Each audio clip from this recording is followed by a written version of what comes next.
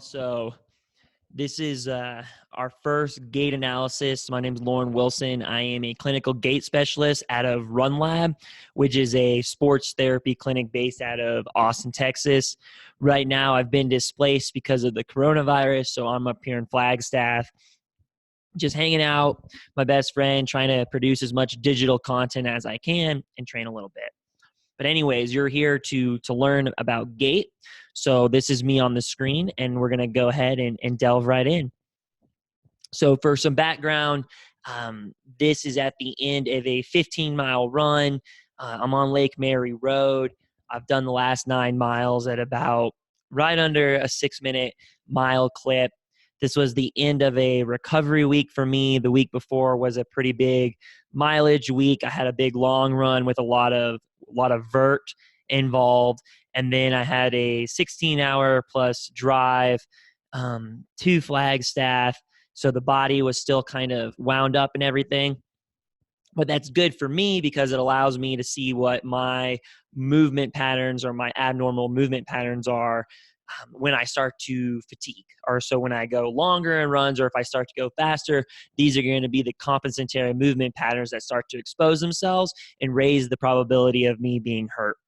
And I say that, and I have this long introduction because it's important to realize for people out there that are trying to improve their running form or try to improve their running, is that your movement patterns are going to be different at any point in time due to numerous amount of factors, whether that's your hydration status, whether that's your mobility, whether that's your fatigue status, your motivation in the moment, your strength in the moment, your power, your coordination between your left and your right side.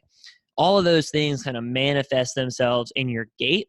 And so while there is a most efficient gait in a most efficient form to optimize your ability to run linearly or straight as fast as you can, there isn't going to be one optimal form that you just use all the time.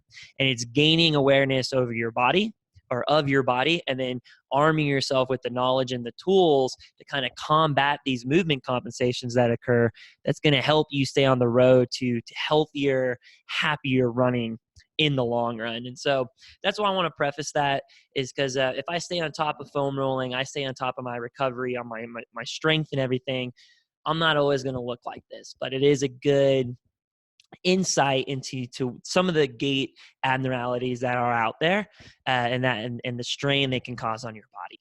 So let's go ahead and go on in here.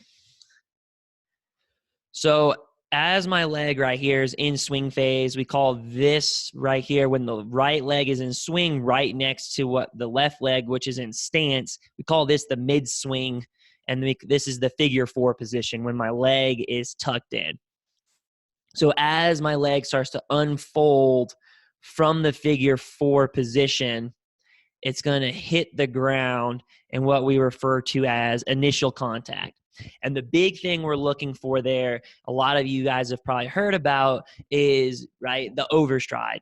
We're not so worried about the foot strike unless you've had a chronic injury of some kind. So if you've had chronic knee pain and a lot of these other treatment modalities haven't worked, we're going to try to play around with the foot strike. However, or the other way, if you've had chronic lower leg injury, so calf pain, plantar fasciitis, shin splints, and you have a midfoot or forefoot strike, and these other treatment modalities haven't worked, we might try to change you to a rear foot strike, because we're trying to change where the ground reaction force is going on your body.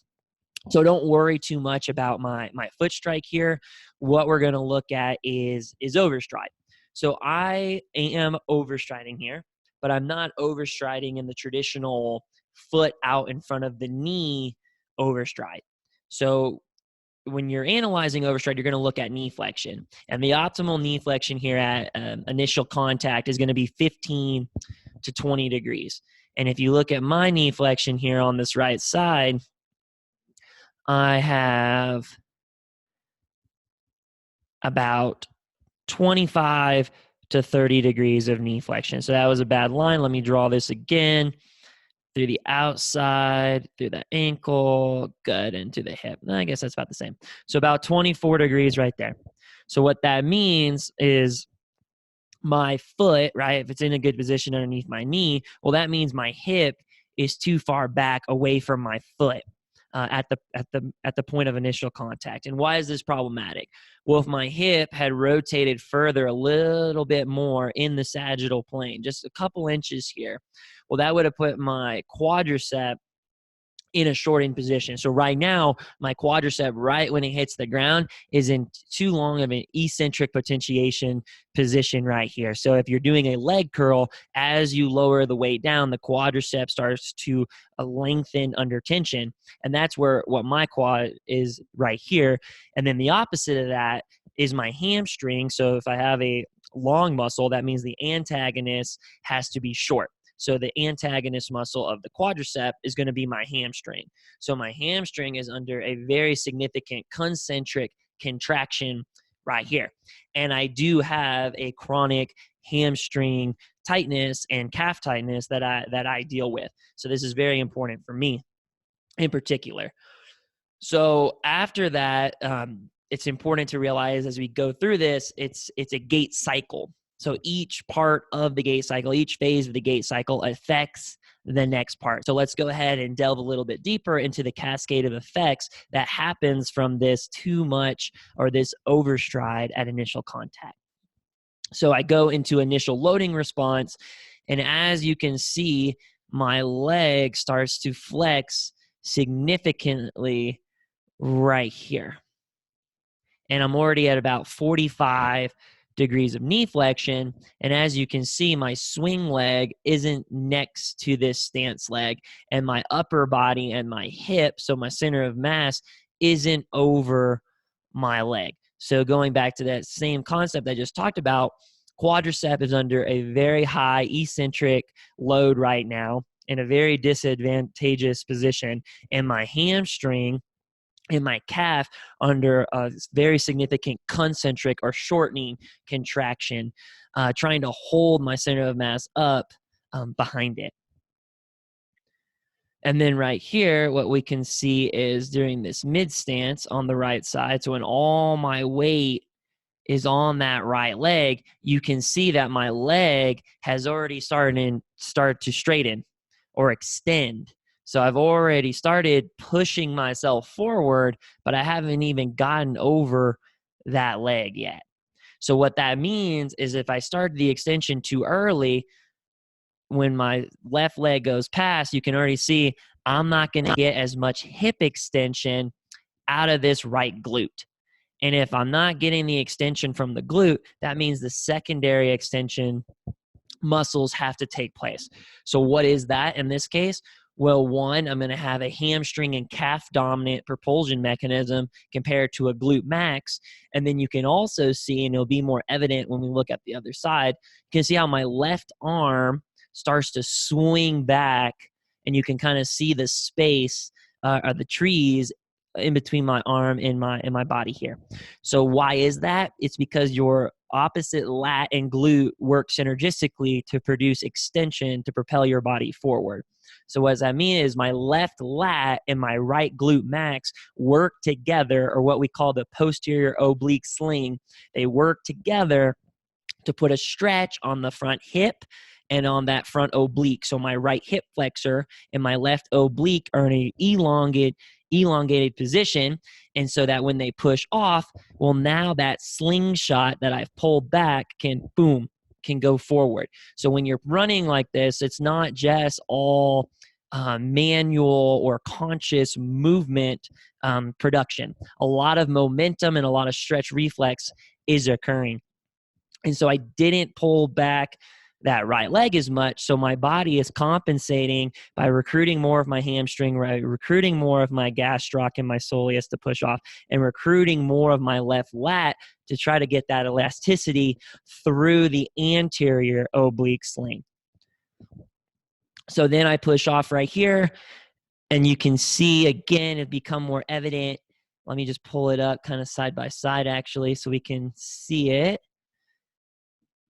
But my figure 4 position on that right side here is going to be a lot higher than on this left side. And that's going to be one of the cues one of the giveaways that I'm using a little bit more hamstring to push off. So let me just kind of show this measurement for you guys. So if I were to pull from the middle of the knee here, go straight line back to the back of that heel, we can see that's 45. And then if I go on this left side, can already see how that foot is barely clearing that line. So about 15 degrees higher in the figure 4. And if we just look at this, again, going back, my hamstring on this right side is just taking a beating. From the time it hits the ground at initial contact, goes through the loading response, overactive in propulsion, and now it's overactive in swing phase as well on this right side.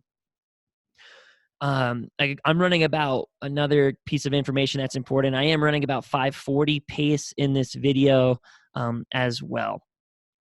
So that's going to be enough of the right leg. Let's go ahead and look at the left leg, and then we'll kind of look at them side by side, and hopefully I'll clear some things up. And then I'll probably stop this video and make another video showing you guys my gait abnormalities from the front and the back. So my left leg, it starts to unfold from that figure 4 position or from swing phase. And as you can see, as it goes into initial contact, can already see that I have less knee flexion on this side compared to the right side. I have about 17 degrees, whereas remember on the right, I had about 30 degrees. So this left leg is actually in a really good position. My foot is underneath my knee, and my foot is close to my hip or close to my center of mass. So when I start to transition from initial contact through the loading response to mid stance, you can see my right leg is next to my left leg at mid stance when I'm underneath that peak ground reaction force. So that's going to be a pretty good loading response there. And then the leg starts to unfold. But what we can see on this left side is I'm getting more hip extension. I'm getting more knee drive on the right side, right, by a lot, right? The other side was about 60 degrees. This left side's about 74 degrees. However, this is actually, while it's good hip extension, while it's efficient hip extension, it's actually too much. And I wouldn't expect you to really know that right away per se, because this is a pretty complex thing. But I know because my balance on my left side is worse. So my left side's actually having a harder time of the amortization phase of gait. So being able to transfer the force from the ground into propulsion energy, there's actually a delay on the left side.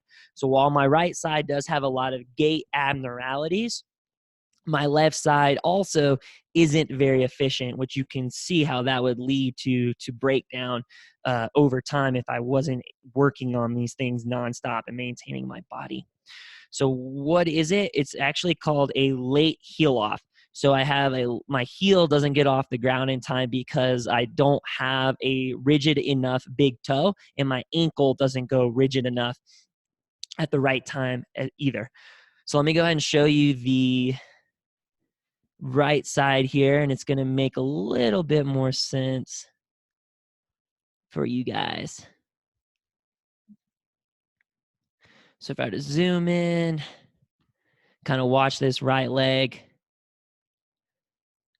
So I know it's early, but my left leg is late. So if you look at this, you see how high my dorsiflex position is here, right when that left swing leg passes. It is an early extension, but the left side is late. And you can see that I'm almost doing a calf drop as I push off on that left side. And if you think about it, what is that going to do? It's going to put an extra strain on your Achilles. And if the Achilles starts to break down, well, that's the amortization or the elastic component of the propulsion cycle. So if the Achilles breaks down, the Achilles loses its spring effect, there's Achilles effect, and it doesn't just bounce off the ground. So in short, what I have to do to kind of really work on these things, besides like foam rolling and strength and coordination and exercises, while I'm running, I almost have to do a kind of like a B skip and lean forward at the hip to get more rotation through my pelvis to bring the right hip closer to my right leg. And then I also have to push off a little bit harder with my left leg. So just kind of recap, kind of kick out my right leg, lean forward, get my right hip forward, push back a little bit more with that right glute to get more extension through the right glute, and then boom, bounce off the ground a little bit faster, almost as if I'm jumping rope as quick as I can to get that elastic component out of my left side. And that's going to lead to a more balanced form from the side during the gait cycle.